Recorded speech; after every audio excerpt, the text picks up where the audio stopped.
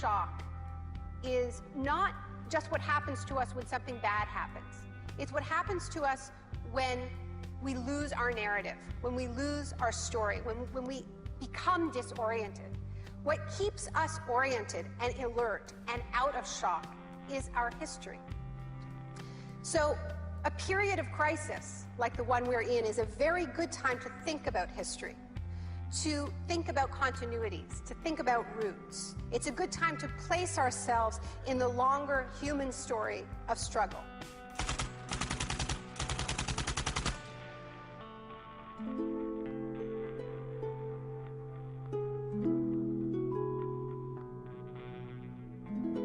The story begins on June 1st, 1951, when representatives of Western intelligence agencies secretly met with academics at Montreal's Ritz-Carlton Hotel.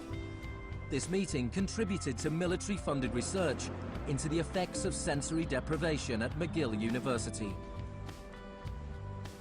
Sensory deprivation really is a way of producing extreme monotony. It causes loss of critical capacity. The thinking is less clear. The subject complains that he can't even daydream. And when you have college students that can't daydream, they're in a bad way. I began to think while we were doing our experiments, it's possible that something that involves physical discomfort or even pain might be more tolerable than simply the deprivation conditions that we studied. Hebb decided to stop work on the research. But I had no idea when I suggested that what a vicious weapon, potentially vicious weapon, this could be. These are the days and ours are the occasion. But experiments at McGill continued under the ambitious head of psychiatry, Dr. Ewan Cameron. What he did was much more than what we had done. We did our work strictly with the understanding that the subject could get up and walk out at any point he wished to, and some of them did. Cameron's patients were not so lucky. The Allen Memorial Institute, where he worked, began to resemble a macabre prison, where Cameron performed bizarre experiments on his psychiatric patients. Cameron wanted to de-pattern or wipe clean his patient's mind, so he could rebuild them from a blank slate. Janine Huard was a young mother of 4, suffering from postnatal depression. I used to shiver when they told me about, you're gonna get a shock treatment tomorrow. I used to shiver. I was so scared of it.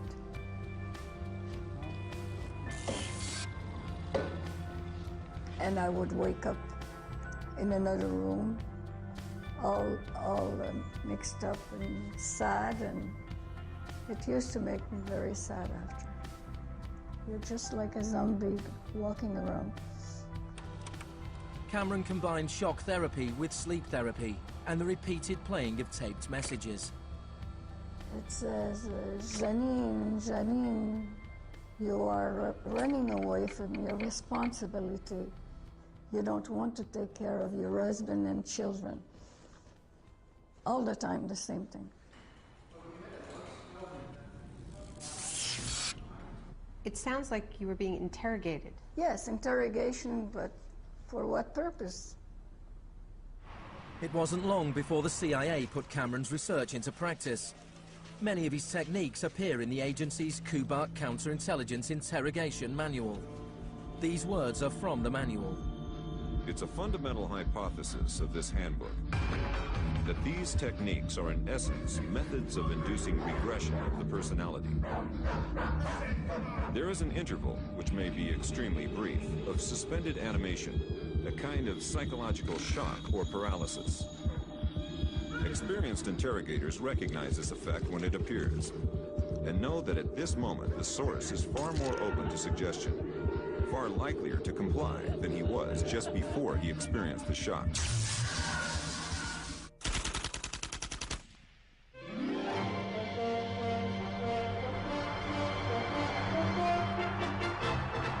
At the same time as Ewan Cameron was conducting his experiments in Montreal, an exponent of another kind of shock was working not so far away. Milton Friedman was teaching economics at the University of Chicago. He believed economic shock therapy could encourage societies to accept a purer form of deregulated capitalism. In October 2008, in the midst of the biggest financial crisis since 1929, Naomi Klein went to the University of Chicago to talk about Milton Friedman. When Milton Friedman turned 90, the Bush White House held a birthday party for him. And everyone made speeches, including George Bush. But there was a really good speech that was given by Donald Rumsfeld. My favorite quote in that speech from Rumsfeld is this. He said, "Milton is the embodiment of the truth that ideas have consequences." What I want to argue here is that the economic chaos that we're seeing right now on Wall Street and on Main Street and in Washington stems from many factors, of course, but among them are the ideas of Milton Friedman. The Wall Street crash of 1929 led to the Depression of the 30s.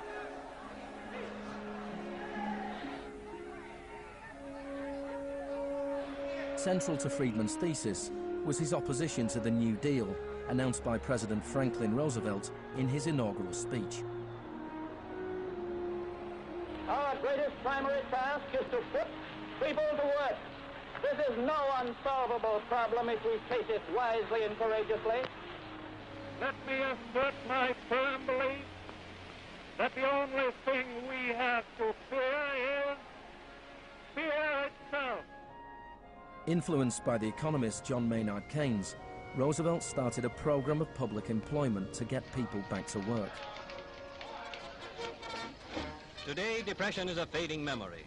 Millions of men and women have found employment, and with it, confidence and hope. It wasn't that simple. The Depression lasted into World War II. But after the war, the Marshall Plan spread Keynes's model of government regulation and intervention to Europe.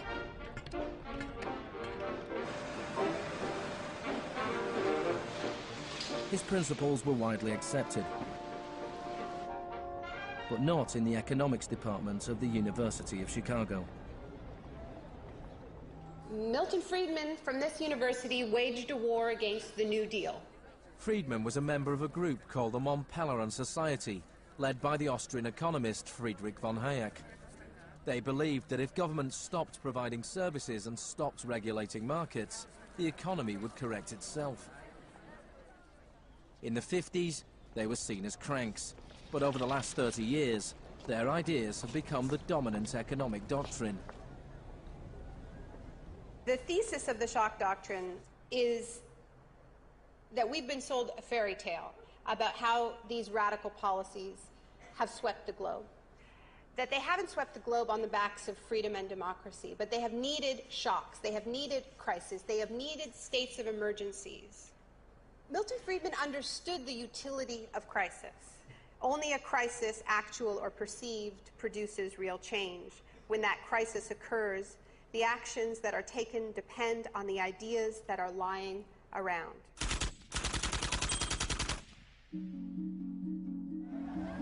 It was in Chile that Friedman's disciples first learned how to exploit a large-scale shock or crisis. Usually the official storytellers of neoliberalism, the official publicists, don't even mention Chile.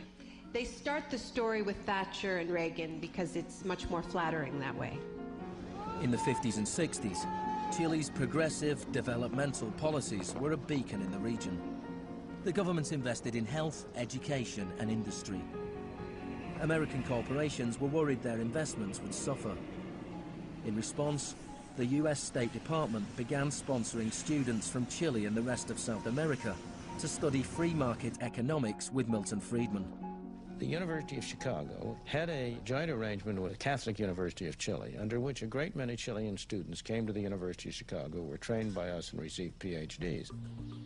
These students went back and taught in Chile. The Catholic University Economics Department in Santiago became a little Chicago school.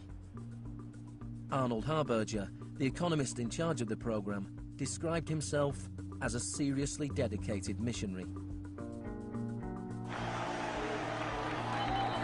In 1970, Salvador Allende's Popular Unity government won the election on a platform of nationalization of large sectors of the economy.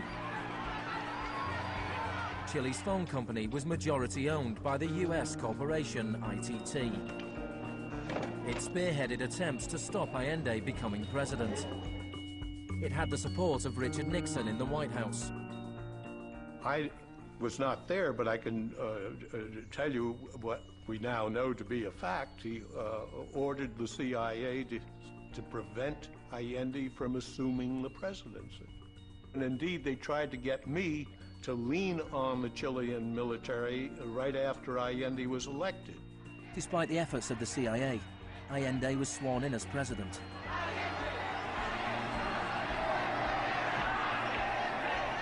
Richard Nixon ordered the CIA director to make the economy scream. Señor Nixon es presidente de Estados Unidos y yo soy presidente de Chile. Yo no tendré un término despectivo contra el señor Nixon mientras el señor Nixon respete al presidente de Chile. Preparations began for the military coup. The Chilean Chicago boys started work on a 500-page economic blueprint called the BRIC. With US funding, everything was done to destabilize the economy. Truck drivers went on strike, bringing factories and shops to a standstill.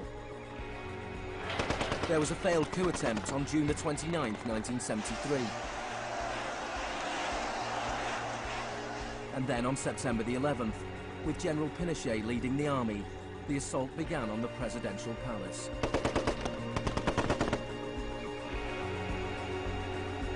Chile had enjoyed 41 years of uninterrupted, peaceful democratic rule. Now it was being violently overthrown.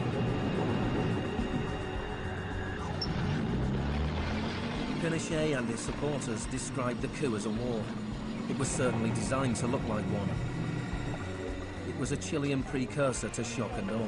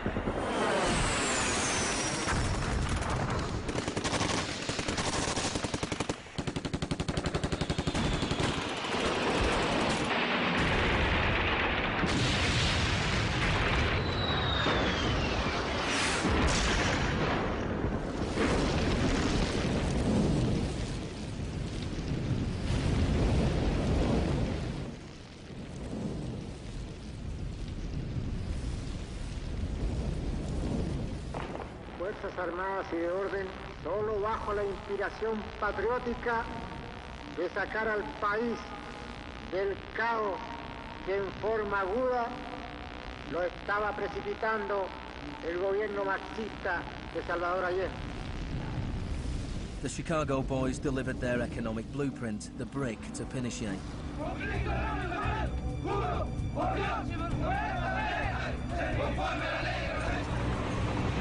In the days that followed, more than 13,000 opponents were arrested and imprisoned.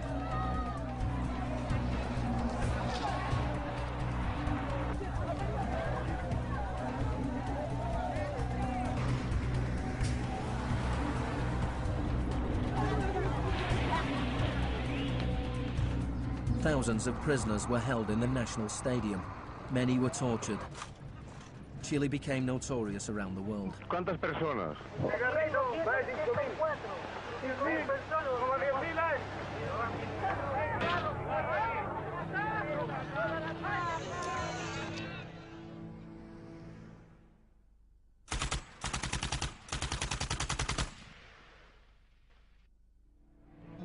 At the beginning of November, 5,000 prisoners were released. The 900 they left behind were transferred to other detention centers.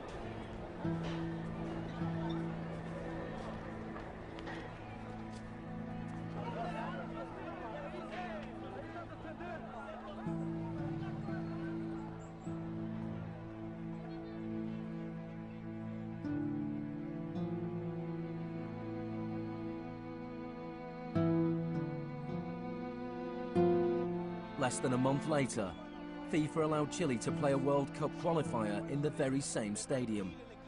Their opponents, the Soviet Union, refused to play there, so Chile were allowed to score into an open goal and went through to the 1974 World Cup finals.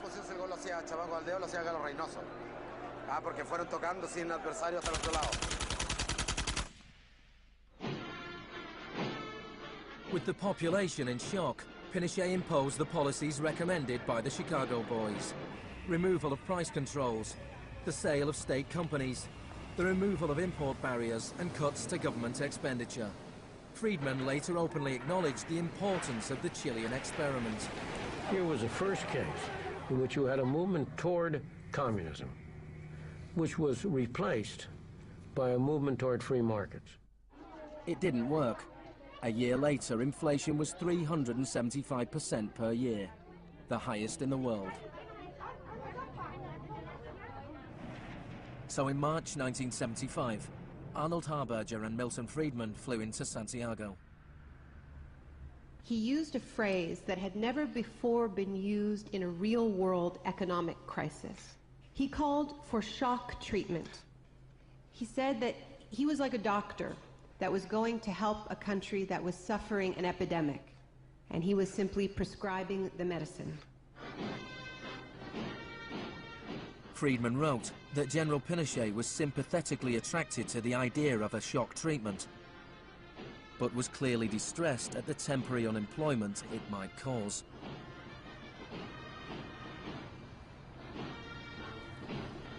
It rapidly became clear that Friedman's economic policies benefited the wealthy at the expense of the poor. It was calculated that a family trying to live on the average wage had to spend 74% of its income on bread. Items such as bus fares or milk became luxuries, and Pinochet got rid of free milk in school, a move that echoed the controversial policy of the young education minister in Britain, who would later become his friend.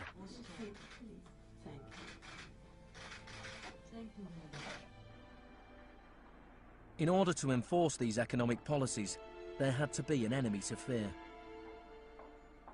Tampoco creo yo que se haya triunfado totalmente sobre el marxismo. El marxismo es como un fantasma. Cuesta mucho tomarlo. Mejor dicho, no se puede tomar.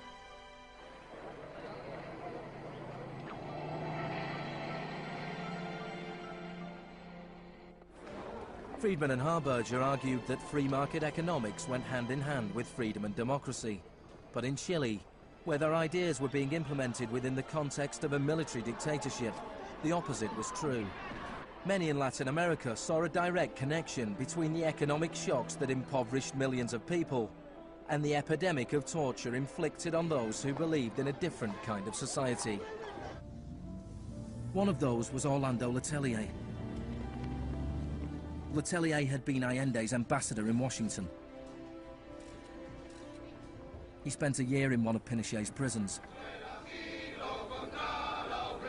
before being exiled back to America.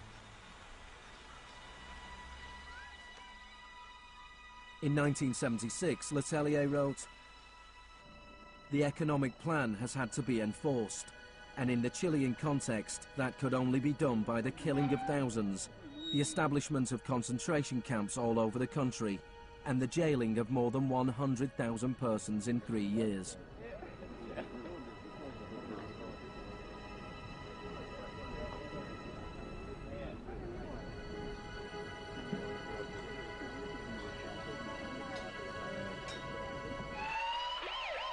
Less than a month later, Letelier was killed by a car bomb.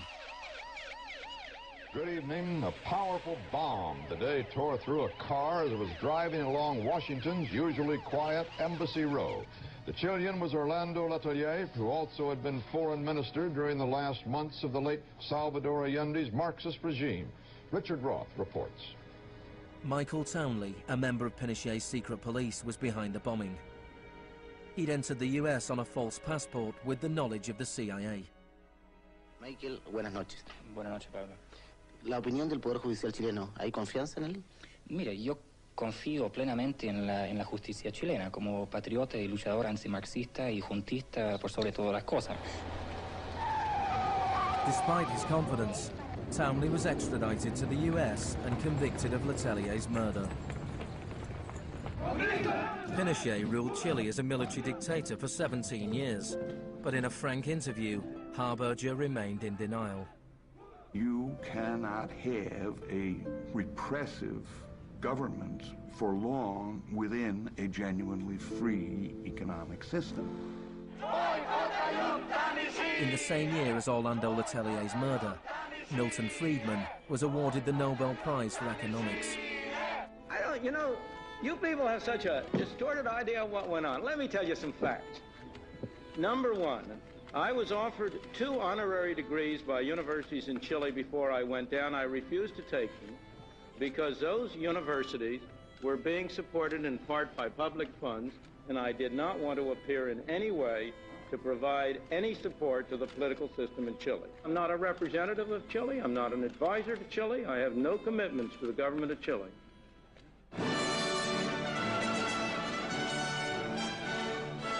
I now turn to you, Professor Milton Friedman.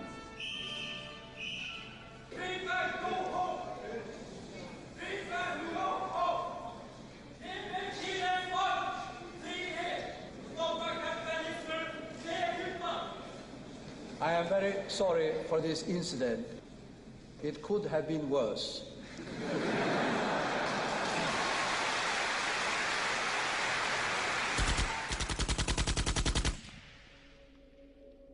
What I'm trying to do in the shock doctrine is tell an alternative history of how this savage stream of pure capitalism that we've been living, capitalism unrestrained, came to dominate the world.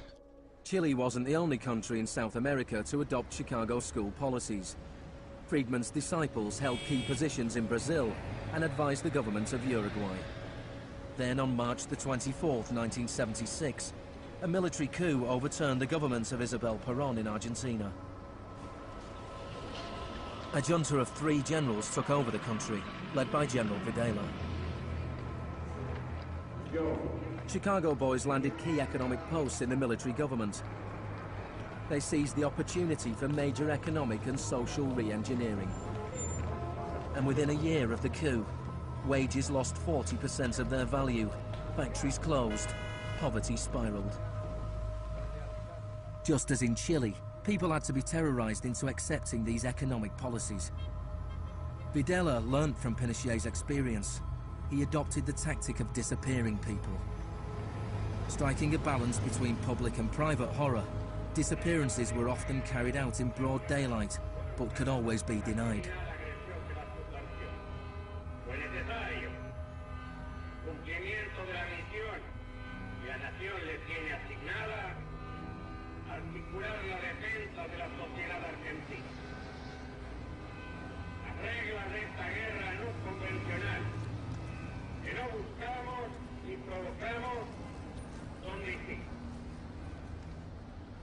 Many of the techniques used by the Chilean and Argentinian military had been learnt in the US-run School of the Americas.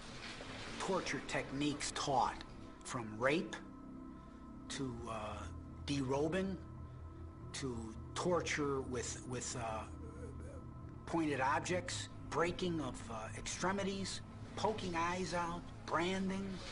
In Latin America, there are various regimes which at the moment are abusing human rights. Political murder, torture, deportations, imprisonment without trial, using the techniques they may have learned in this establishment.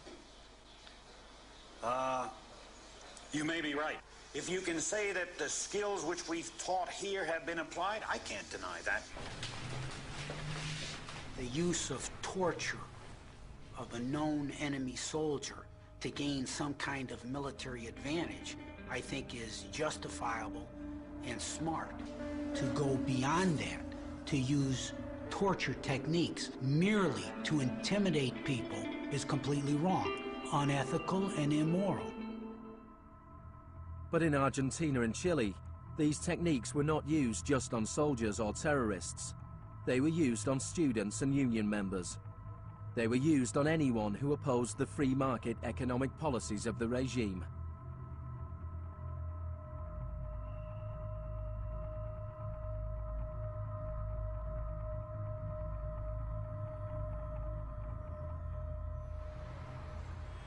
In 1978, the Argentine junta hosted the World Cup. The final was played in the stadium less than a mile away from the biggest detention camp in the country, where thousands of prisoners were held in torture chambers. Decir que con los goles, con el grito de gol, se tapaba la voz de los secuestrados, los gritos de los secuestrados era una realidad. Organización extraordinaria, miles y miles de banderas, miles y miles de gargantas enronquecidas, 25 millones de argentinos que tienen un solo color, el celeste y blanco. El fútbol ha hecho el milagro del país, de este maíz maravilloso que nos siguen atacando a aquellos que... And Argentina took their terror regime one step further than Chile. Among the disappeared were hundreds of pregnant women. Women who were allowed to give birth before being murdered. De todas aquellas mujeres que estaban embarazadas, les permitieron tener a sus hijos para una vez que nacieran, sacárselos. Y eso sucedió con 500.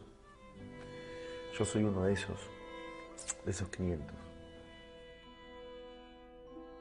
Those children, many of whom were raised by families connected to the military, were a powerful reminder of the junta's project to re-engineer an entire society.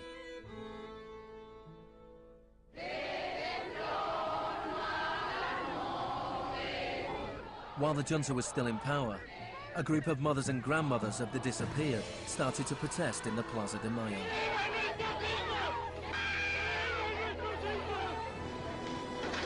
They turned detective, searching for the disappeared children. After the junta collapsed, some were found and reunited with their families. Occasionally they found remains. Mostly they found nothing.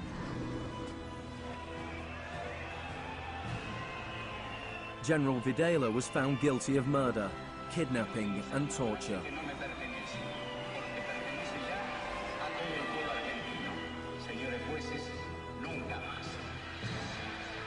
He was sentenced to life in prison.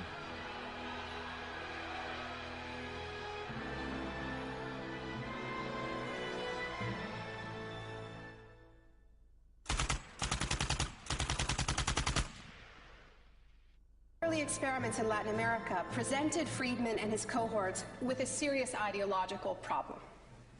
Friedman had promised that these policies would not just make the elites richer, but that they would create the freest possible societies, that this was a war against tyranny, that capitalism and freedom went hand in hand.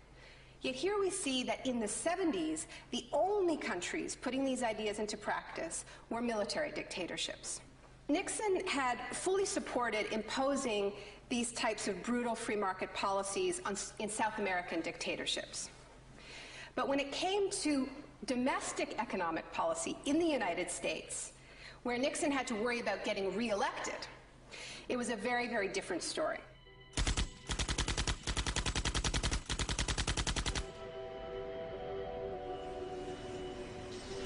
Friedman enjoyed a friendly relationship with Nixon. Several of his Chicago school colleagues and disciples were recruited to work for the government. Donald Rumsfeld was one of them. So help me God. Congratulations. Thanks. But in 1971, with the economy in a slump, Nixon turned his back on Friedman's ideas and imposed a wage and price control policy. He put Rumsfeld in charge. Which is essentially a problem of supply and demand. I have for long been opposed to the wage and price control. I believe it involves government intervention with the freedom of individuals. I think it's intolerable. The Keynesian policy was a success, and Nixon won a second term with a landslide majority. It was a blow for Friedman. Then in 1979, Margaret Thatcher was elected Prime Minister of Britain. Her intellectual guru was Milton Friedman's old mentor, Friedrich von Hayek. And just over a year later, Ronald Reagan was elected President of the United States. Both Britain and America were now ruled by unabashed Freemanites. Margaret Thatcher's program when she came in had 4 planks. Cut government spending, cut tax rates, reduce government ownership and operation of industries or regulation of industry, and have a moderate and stable monetary policy to bring down inflation. Within her first 3 years in office, unemployment doubled in parts of the economy, leading to waves of strikes. Thatcher's personal approval rating slumped to 25%. There were riots in Britain's major cities. Even Margaret Thatcher's admirers had their doubts. The economic performance of the Thatcher government has been mixed.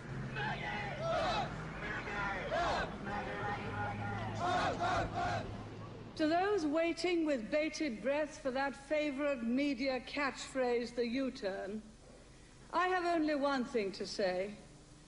U-turn if you want to. The ladies not for turning. Friedrich von Hayek urged Thatcher to copy Pinochet's economic shock therapy policies. Thatcher replied, "In Britain, with our democratic institutions and with the need for a high degree of consent, some of the measures adopted in Chile are quite unacceptable." Thatcher's profound unpopularity seemed to be proving once again that free market fundamentalism was simply too unpopular, too directly harmful to too many people to survive in a democratic state where governing requires getting the consent of the governed, unlike a military dictatorship. What pulled Thatcher back from the abyss and ultimately saved the project was a crisis. Indeed, it was the ultimate crisis. It was a war. We are here because for the first time for many years, British sovereign territory has been invaded by a foreign power. The government has now decided that a large task force will sail as soon as all preparations are complete. HMS Invincible will be in the lead. Most people in Britain had never even heard of the Falklands. But when Argentina invaded the small group of islands thousands of miles away in the South Atlantic, Thatcher seized her opportunity to prove her credentials as the Iron Lady. Gentlemen, I've just heard that the white flag is flying over Stanley. The war was over in less than 3 months. As the troops returned to Britain, a wave of patriotic celebrations swept the country. Thatcher won the 1983 elections with a massive majority. She could now push through a form of the economic shock therapy witnessed in Chile.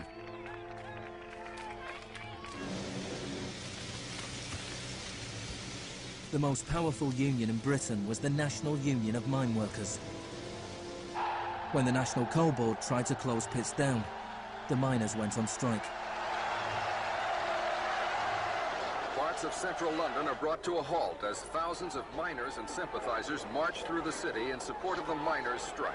It's Britain's longest and most bitter since 1926, and the most expensive ever. The strike lasted almost a year. Thatcher used every means at her disposal to destroy the union.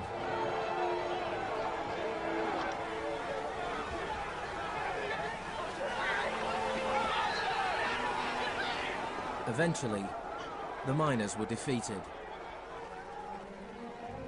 Thatcher used this victory to bring the Chicago School Revolution to Britain. A series of glossy commercials promoted a massive program of privatizations. Thatcher sold off the steel industry, water, electricity, gas, telephones, airlines, oil. Public housing was sold off. Council services put out to tender. In 1986, financial and banking services were deregulated. It was called the Big Bang. No one here tonight needs reminding that the Big Bang is only a beginning. In Britain, before Thatcher, a CEO earned 10 times as much as the average worker. By 2007, they earned more than 100 times as much.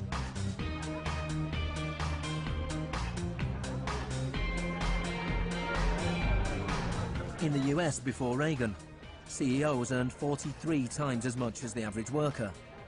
By 2005, they earned more than 400 times as much. Friedman openly acknowledged the importance of Thatcher and Reagan in the spreading of Chicago school policies around the world. The coincidence of Thatcher and Reagan having been in office at the same time was enormously important for the public acceptance worldwide of a different approach to economic and monetary policy. Thank you very much. What I'm describing now is a plan and a hope for the long term. The march of freedom and democracy, which will leave Marxism, Leninism on the ash heap of history as it has left other tyrannies which stifle the freedom and muzzle the self-expression of the people.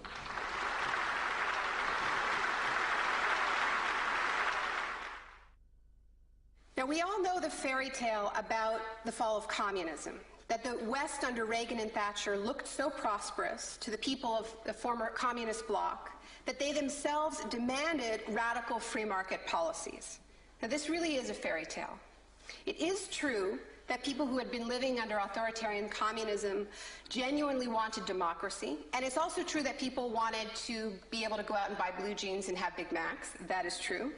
But that does not mean that they wanted the kind of Wild West capitalism of oligarchs gone mad and no social protections that so many Eastern Bloc countries actually ended up with and suffer under to this day. Thatcher had done everything she could to break the power of the unions in Britain. But in 1988, she went to Poland to show her support for the workers' union Solidarity. How do you see the process from where you are now to where you want to be? Strikes in Poland led to Solidarity being allowed to contest a general election in June 1989. This triggered a wave of demonstrations throughout Eastern Europe.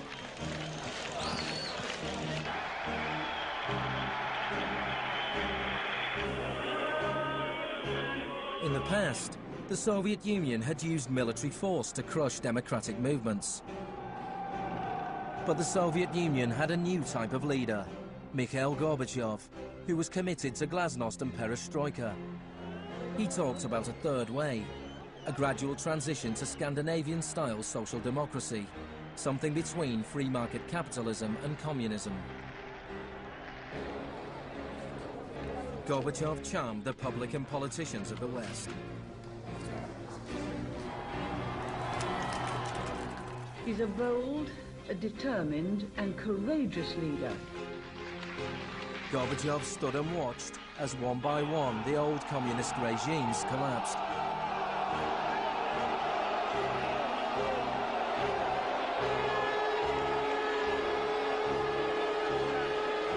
At the end of the year, the most famous symbol of the division of Europe came tumbling down.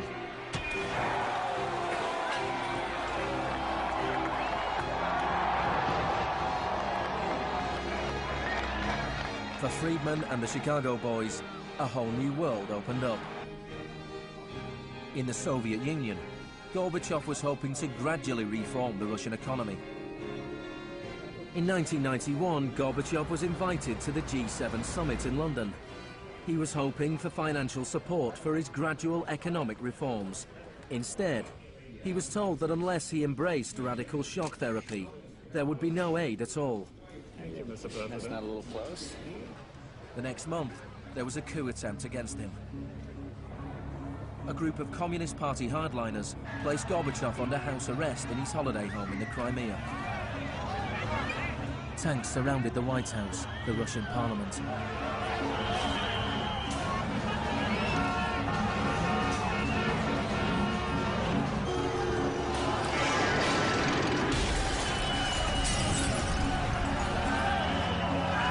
Amid the chaos of street clashes, it was obvious that to reinforce their position, the hardliners would have to resort to violence. Such action between the people and the security forces has not been seen since the early days of the Russian Revolution. By dawn this morning, amid a sea of debris, it was becoming clear that the coup was disintegrating. The Russian parliament building was unscathed. The military had not made their move. Inside, Boris Yeltsin was more powerful than ever.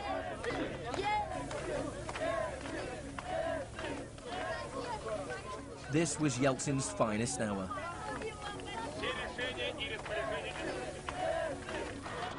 Gorbachev was released and he returned to Moscow, but he had lost much of his power. Я выражаю признательность за принципиальную позицию россиянам, президенту России Борису Николаевичу Ельцину. In December 1991, the Soviet Union was dissolved, a profound shock for the Russian people. Yeltsin was now in charge of economic policy for the Russian Federation. The free market came to Russia. There was chaos. The adoption of Chicago school policies in Russia marked the beginning of a new chapter in the free market crusade.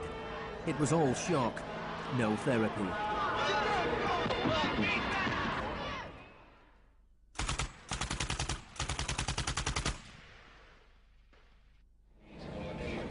Despite the public efforts to promote popular capitalism, the reality was a small handful of businessmen made vast fortunes. State industries were sold off at bargain basement prices. The Russian press dubbed Yeltsin's advisors the Chicago Boys.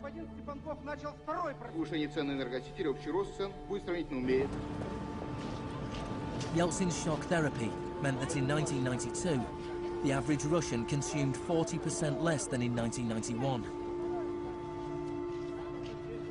A third of Russians fell below the poverty line, and wages weren't paid for months. One expert today predicted 140 million Russians will soon be living below the poverty line. Corruption was rife. Organized crime boomed. Moscow became the new Wild West.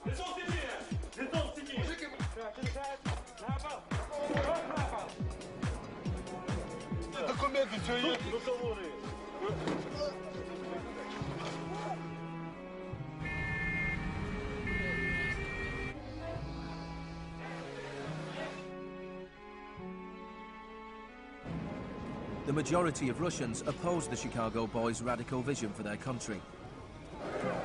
In March 1993, Parliament made a crucial decision.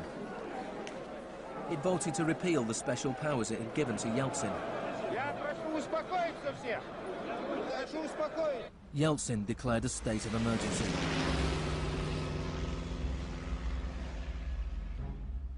The Constitutional Court ruled that it was illegal.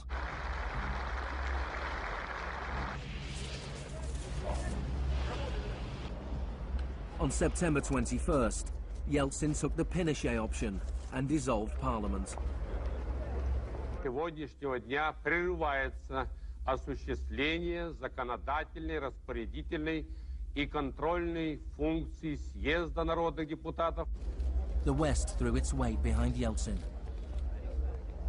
We feel that Boris Yeltsin is the best hope for democracy in Russia. 2 days later, Parliament voted to impeach Yeltsin by 636 votes to 2. Thousands of supporters of the Parliament gathered outside the White House and marched on the television station.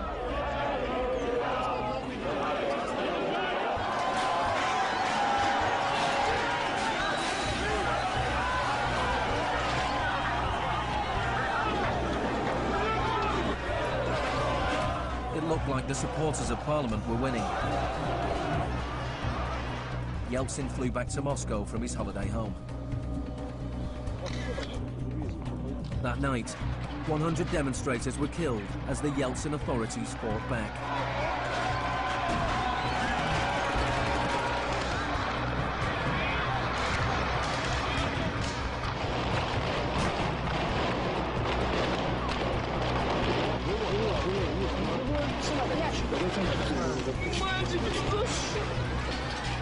On the 4th of October, he ordered troops to storm the White House, shelling the very building he had defended 2 years earlier. Они убийцы, ты понимаешь или нет?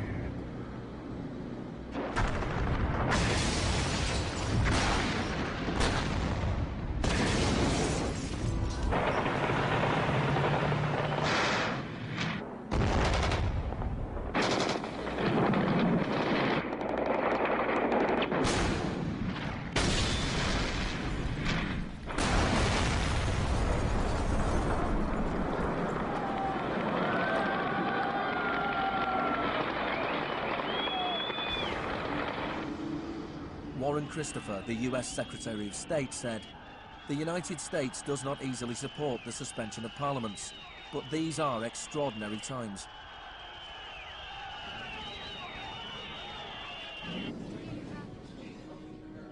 Yeltsin now had absolute power. With the advice of his Chicago boys, he ruled through a form of crony capitalism.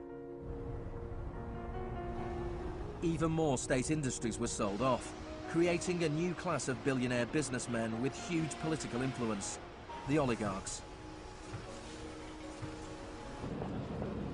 By 1998, 80% of Russian farms were bankrupt and 70,000 state factories were closed.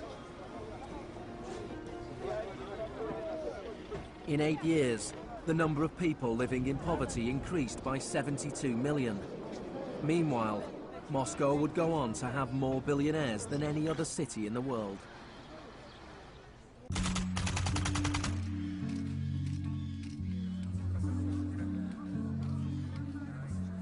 Good afternoon. Thank you for coming. Today it is my honor to announce that I'm submitting the name of Donald Rumsfeld to be Secretary of Defense. I look forward to serving our country again.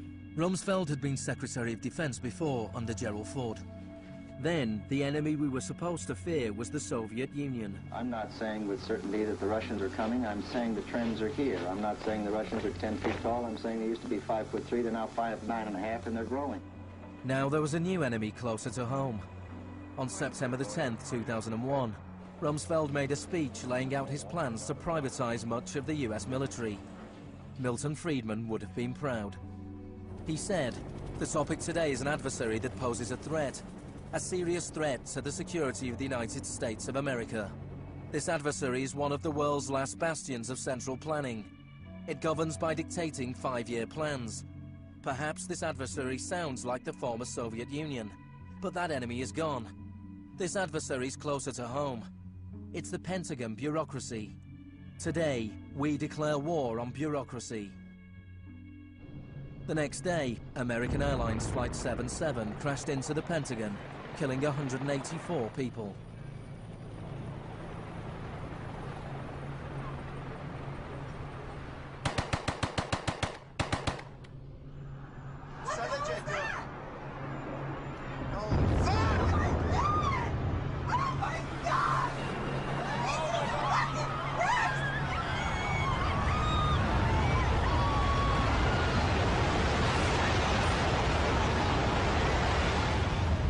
Think about that feeling after those attacks.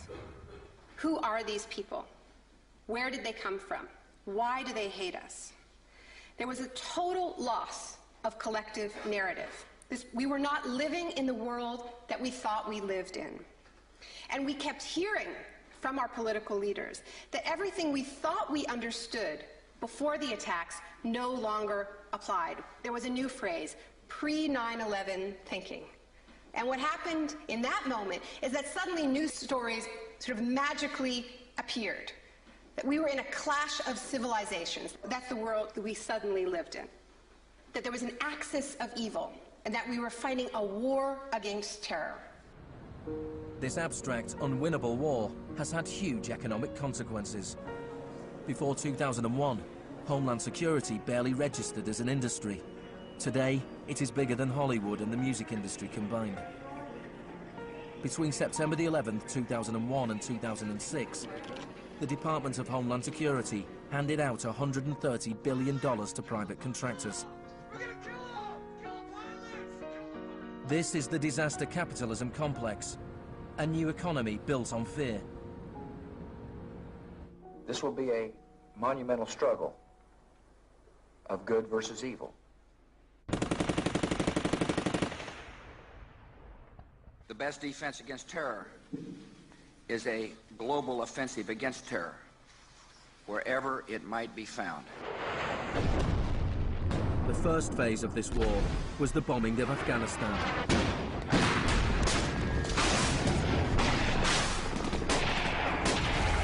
The Taliban government was quickly overthrown. The aftermath of the war was more complicated. Our fight against terrorism began in Afghanistan, but it will not end there. We're primarily looking at detainees that we can use. We're collecting intelligence.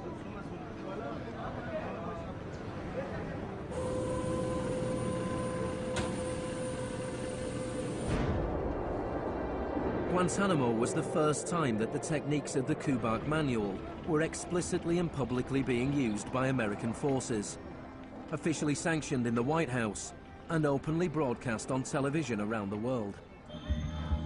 Isolation, both physical and psychological, must be maintained from the moment of apprehension. The capacity for resistance is diminished by disorientation. Prisoners should maintain silence at all times. They should never be allowed to speak to each other. 3 of the prisoners were Asif Iqbal, Ruhal Ahmed and Shafiq Rasool from Tipton in England.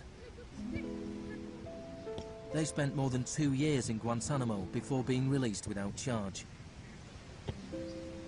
Mentally, yeah, you couldn't speak to nobody, you couldn't do nothing, you couldn't stand up. And just sitting there, you'd be in your thoughts all the time thinking, what the hell's going on, where the hell am I? And we're going to be staying here for the rest of our lives, and we're going to be going back home. Will we ever see our family again? Of the 779 prisoners that have been held in Guantanamo Bay, only 3 have ever been convicted of any offense.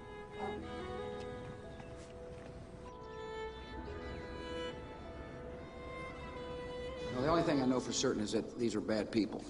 It was a message to the whole world, and the message was clear. It was, this is what happens to you if you get in our way. The war on terror is not about one man, and it is not about one country.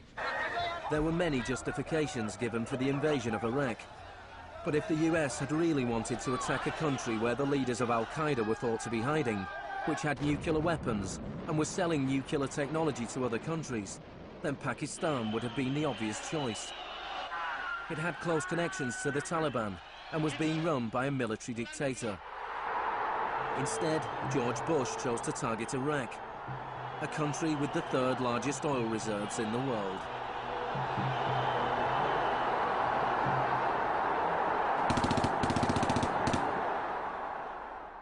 Now, about the Defense Department's war plan. It is not like that for the Gulf War. It's more along the lines of the Panama invasion of 1989. CBS News has been told it would start on what's called A-Day. A as in airstrikes. Airstrikes so devastating, they would leave Saddam's soldiers unable or unwilling to fight. The idea is to rain down the thunder so hard as to create, quote, shock and awe. If the Pentagon sticks to its current war plan, one day in March, the Air Force and Navy will launch between 300 and 400 cruise missiles at targets in Iraq.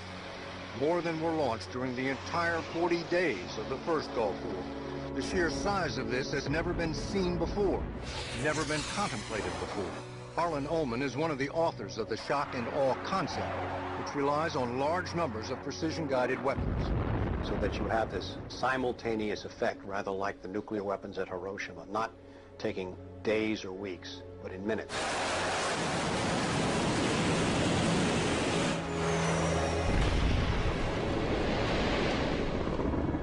You also take the city down. By that I mean you get rid of their power, their water, and you begin this relentless campaign to wear them down so that 2, 3, 4, 5 days they are physically, emotionally, and psychologically exhausted. Last night, a square mile in central Baghdad seemed like hell on earth. During the first wave of the bombing, the citizens of Baghdad suffered a version of the sensory deprivation described in the Kubark Manual. In the chaos that followed the overthrow of Saddam Hussein, the US did little to stop the looting. Some US officials even thought it gave them a head start on dismantling the Iraqi state.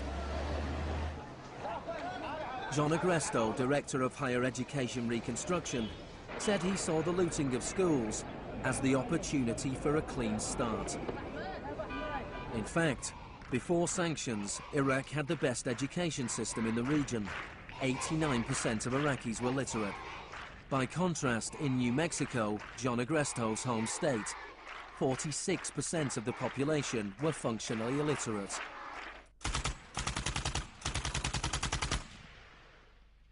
Iraq, you had three distinct forms of shock that were all working together and reinforcing each other. You had the shock of the war, which was immediately followed by economic shock therapy imposed under Paul Bremer. And as resistance to that economic transformation, that very rapid economic shock grew, you had the shock of enforcement, including torture. Three different kinds of shock.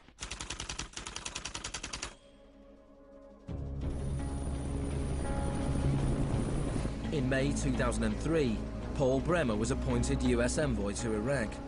2 weeks after he arrived, he declared the country open for business. We consider that the coalition had very broad authorities to determine the direction of the Iraqi economy. Bremer knew little of Iraq, but he knew about disaster capitalism. He had launched crisis consulting practice at the start of the Homeland Security boom. Today is a very important day in Baghdad. Bremer spent the first 4 months passing classic Chicago school laws. Rumsfeld described Iraq as having some of the most enlightened and inviting tax and investment laws in the free world. One of the first acts of Bremer was to fire 500,000 state workers. This was partly an act of debartification, but slashing governments was also vintage Friedman. Money was promised for reconstruction. Our investment in the future of Afghanistan and Iraq is the greatest commitment of its kind since the Marshall Plan. But in fact, it was just the opposite. Whereas the Marshall Plan was intended to boost European industries, US aid money in Iraq was spent on US corporations. If work came to Iraqis, it came at the bottom of a series of subcontractors. Creative associates received contracts worth $100 million to draft the curriculum and print new textbooks for the education system. Management and technology consultant Bearing Point was awarded contracts worth $240 million to build a market-driven system in Iraq. North Carolina-based RTI received contracts worth $466 million to advise on bringing democracy to Iraq. And Halliburton was awarded $20 billion in cost-plus Iraqi contracts. Parsons was handed $186 million to build 142 health clinics. Only 6 were ever completed. And basic electricity and water supplies hardly improved, despite billions being spent in the first 4 years. We're going to succeed here, and when we succeed here, we will have done something important, not just for 25 million Iraqis. We will have done something that serves Western interests in this whole region. Even the new Iraqi currency was printed abroad. Let me show you an example of these notes. The US even paid private contractors to monitor the work of the private contractors who won contracts.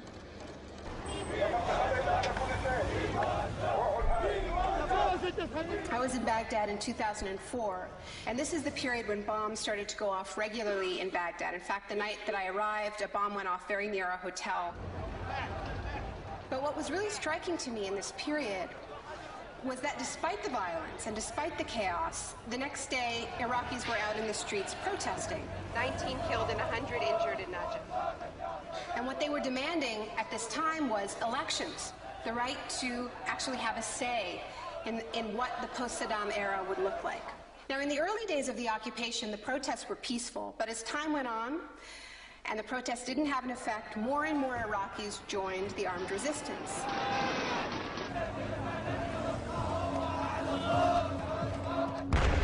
The violence spun out of control.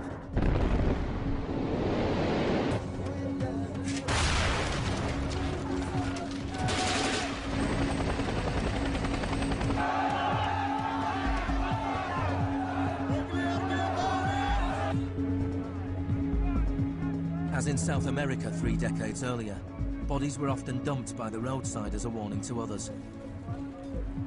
These were Iraq's disappeared.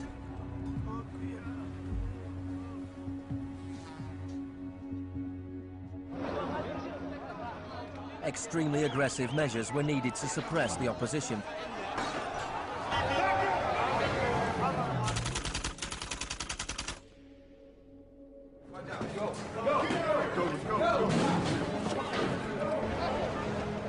The first 3.5 years of the occupation, 61,500 Iraqis were captured. By spring 2007, 19,000 remained in custody. In prison, they were interrogated using techniques that could be traced to those devised by the CIA from Ewan Cameron's experiments in the 50s.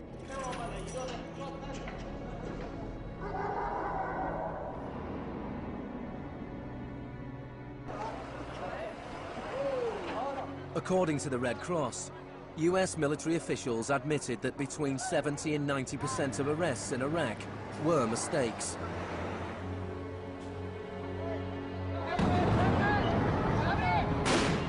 The chaos in Iraq seems like a defeat for shock therapy. But in Iraq, disaster capitalism moved on. Now the disaster itself provided the opportunity for profit.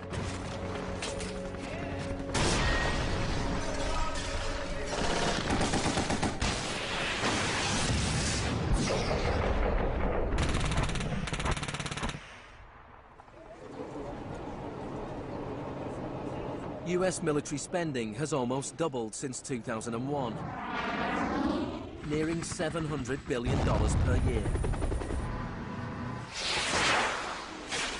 As long ago as 1961, President Eisenhower, not a noted liberal, warned of the danger of a too powerful military. Now, this conjunction of an immense military establishment and a large arms industry is new in the American experience. We must guard against the acquisition of unwarranted influence, whether sought or unsought, by the military-industrial complex. We must never let the weight of this combination endanger our liberties or democratic processes. The war in Iraq is the most privatized war in modern history. The Green Zone in Baghdad is an extreme version of what is happening around the world. A privatized, secure world protected from the chaos outside.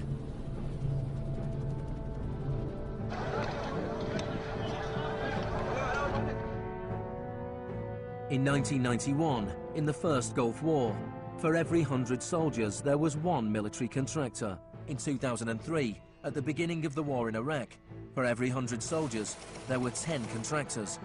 By 2006, for every 100 soldiers, there were 33 contractors. A year later, for every 100 soldiers, there were 70 contractors. By July 2007, there were more contractors than soldiers in Iraq. This was going beyond what even Milton Friedman had dared to hope. The only things I would not denationalize are the armed forces, the courts, and some of your roads and highways. One of the most high-profile contractors was Blackwater USA. During the April 2004 uprising in Najaf, Blackwater assumed command over US Marines. Dozens of Iraqis were killed during the operation. The US had indemnified the private contractors against any Iraqi laws, so they were operating in a law-free bubble, a little like Guantanamo. I asked your Secretary of Defense a couple months ago what law governs their actions. Mr. I was Rumsfeld... going to ask him. Go ahead.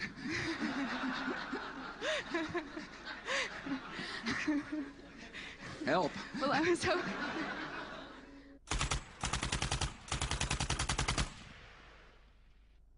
Just as Cameron's shock therapy left his patients confused and broken, so the multiple shocks inflicted on Iraq reduced the country to a lawless, violent, sectarian mess.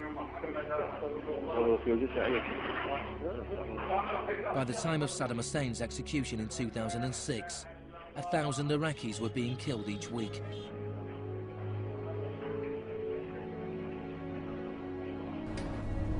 By April 2007, the United Nations High Commission for Refugees estimated 4 million people had had to leave their homes. Hundreds of thousands of Iraqis had died.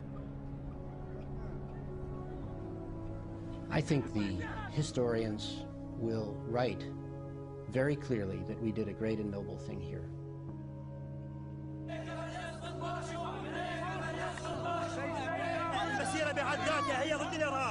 ضد الإرهاب الأمريكي، لأن الأمريكان يقتلون النساء ويعتقلون النساء ويقتلون الأطفال ويهينون الشيوخ ويقتلون الشباب. أمريكا بحقها هي الإرهاب.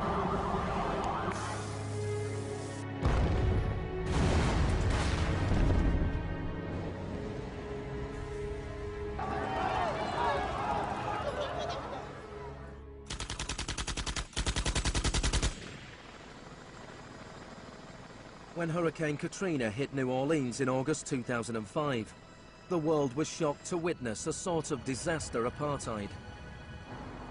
The economically secure drove out of town, while tens of thousands of the vulnerable were stranded with little or no help from the state.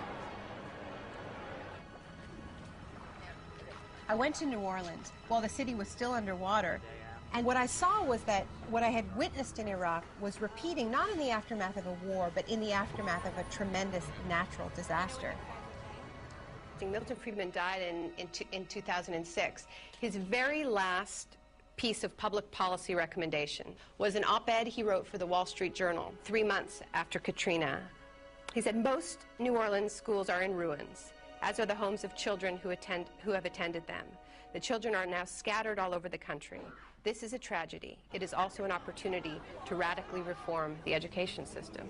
He was advocating the wholesale privatization of the school system of this city. It was his sort of swan song.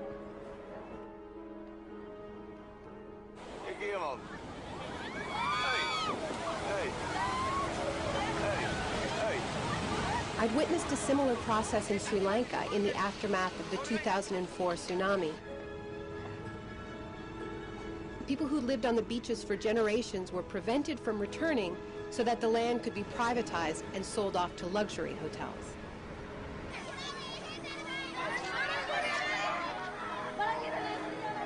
And this is exactly what I mean by the shock doctrine, the systematic raiding of the public sphere in the aftermath of a disaster, when people are too focused on the emergency, on their daily concerns, to protect their interests.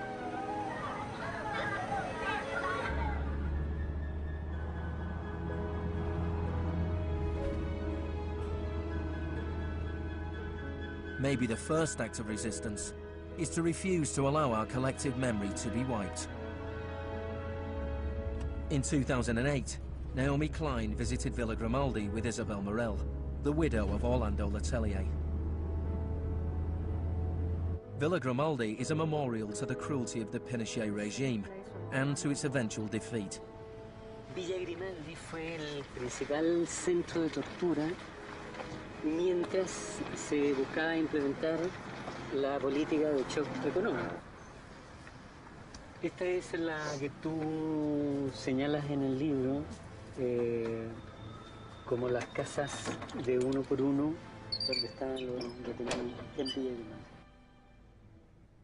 It's not that I loved Pinochet, but I think that he was our teacher in many things. We learn about evil.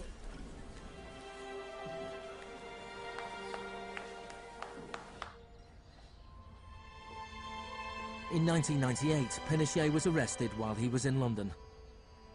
His old ally, Margaret Thatcher, stood by his side. I know how much we owe to you.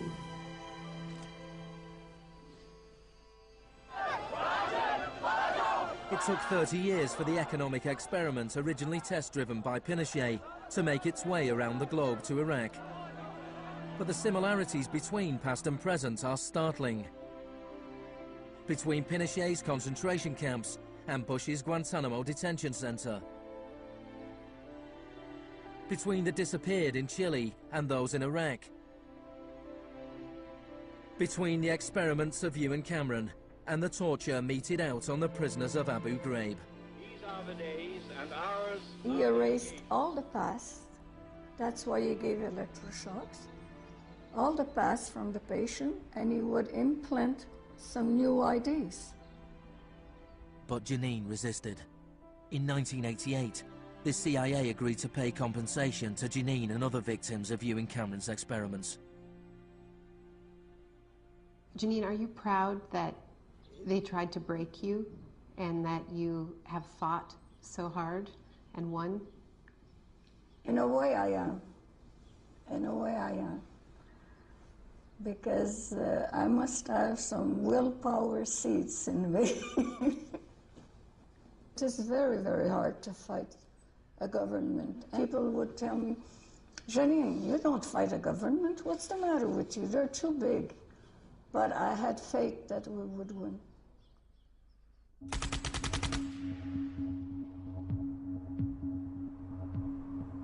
It is in the nature of unregulated markets to be volatile.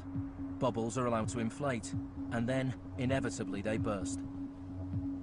Since the deregulation of the Big Bang in the 80s, there have been a number of market shocks. In 1987, there was Black Monday.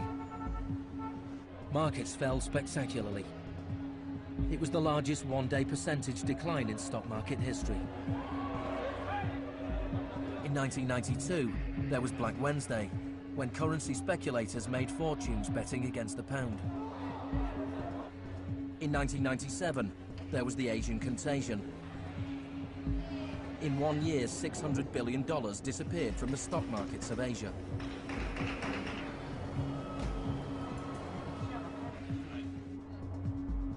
And then, in September 2008, the financial markets imploded. The market is not functioning properly. There's been a widespread loss of confidence.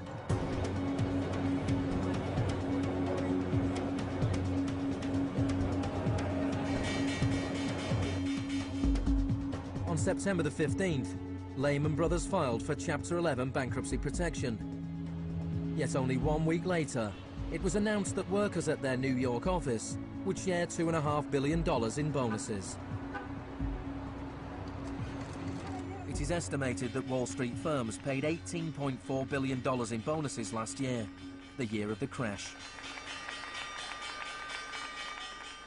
Despite the torrent of populist rhetoric about taking on the fat cats and standing up for the little guy and saving Main Street, not Wall Street, we are witnessing a transfer of wealth of unfathomable size. It is a transfer of wealth from public hands, from the hands of government, collected from regular people in the form of taxes, into the hands of the wealthiest corporations and individuals in the world. Needless to say, the very individuals and corporations that created this crisis. We are in the midst of a once-in-a-century credit tsunami. I found a flaw. I don't know how significant or permanent it is, but I've been very distressed by that fact. In the United States, it was the financial crisis that secured Obama's victory. Americans wanted to change course. Hello, Chicago!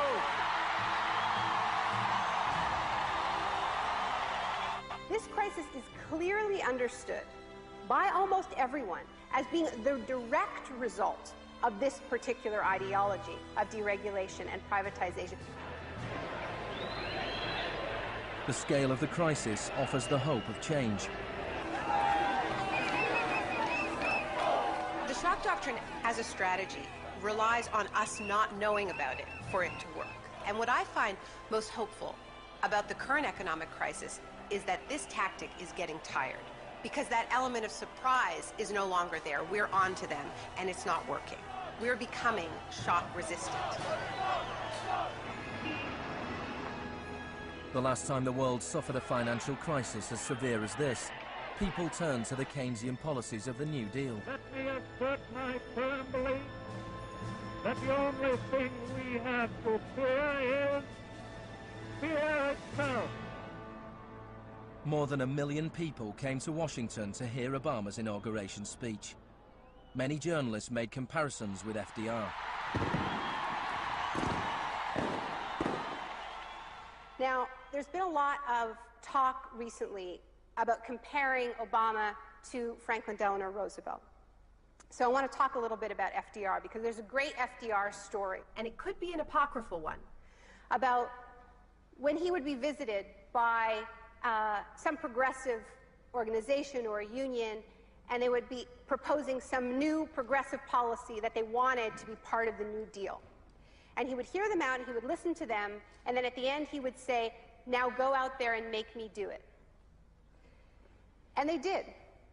In 1937, which was a pivotal year for the New Deal, do you know how many strikes there were in this country? 4,740 strikes, lasting an average of 20 days. Do you know how many strikes there were in 2007? 21. Now, the other reason to remember this history of struggle is that it tells us something very important, something that we need to remember at this moment when so much is at stake.